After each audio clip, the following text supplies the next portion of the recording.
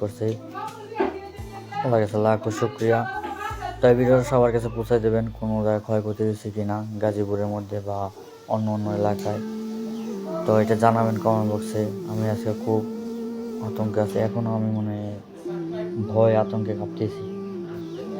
আজকে জন্মদিন, আল্লাহ কি না পারে, আল্লাহ সব পারে, আল্লাহর কাছে সবই সম্ভব।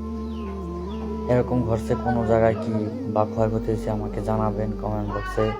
আপনাদেরকে জানালাম। আল্লাহকে স্মরণ করবেন সব সময়ের জন্য, আল্লাহকে স্মরণ করুন, আল্লাহ যেন সবাইকে হেফাজত করে। আজকে আল্লাহ আমি লাখো শুকরিয়া আল্লাহর কাছে আমি এখনও বলি আলহামদুলিল্লাহ, আল্লাহ আমাদের সবাইকে হেফাজত রাখছে।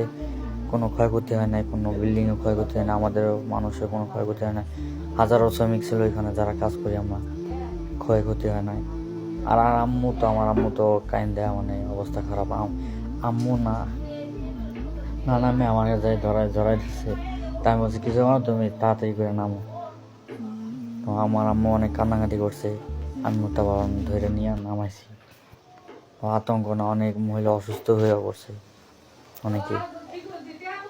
তো ভালো থাকবেন, সুস্থ থাকবেন। একটা বার্তা দিলাম, আল্লাহকে সবসময় স্মরণ করতে হবে বিপদে আপদে সবসময়, তাহলে আল্লাহ হেফাজতে রাখবে, বিপদ আপদ থেকে সবাইকে সুস্থ রাখবে।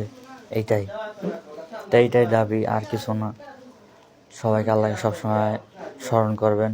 আল্লাহর কাছে লাখ শুকরিয়া যে আজকে আমরা অফিস থেকে ফিরে বাসায় আইসা বসে আছি, এইটাই আল্লাহর কাছে লাখ শুকরিয়া, এইটাই, আর কিছু না। তো ভালো থাকবেন, সুস্থ থাকবেন। এই বার্তাটা দেওয়ার জন্য কোন কোন এলাকায় ভূমিকম্প হয়েছে আমাকে জানাবেন। আজকে অনেক বড় একটা ভূমিকম্প হয়েছে। আল্লাহ যে আমাদের বিল্ডিং থেকে বাঁচাইয়া হেফাজতে যে অফিস থেকে ফিরে না বাসায় রাখছে, এটাই অনেক কিছু।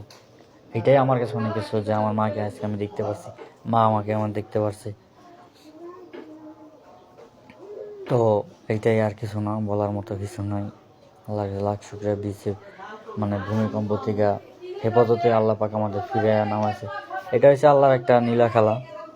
এই যে আল্লাহ এটা একটা কিছু না কিছু একটা বুঝাইতে চাইছে যে বান্দা তুমি আমাকে স্মরণ করো, আমার প্রতি আশেক হও।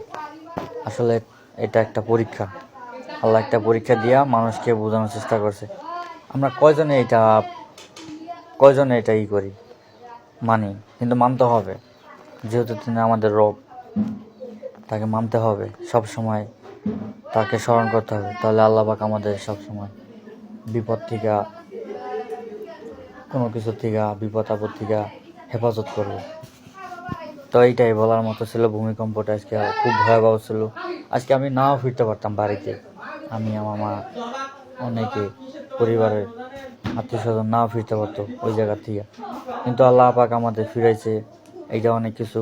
আল্লাহর কাছে লাখ শুকরিয়া আদায় করি। আলহামদুলিল্লাহ, আল্লাহ পাক আমাদের ফিরাইছে। তো ভালো থাকবেন, সুস্থ থাকবেন, নিজের দিক যত্ন নেবেন। আল্লাহ হাফেজ। আসসালামু আলাইকুম।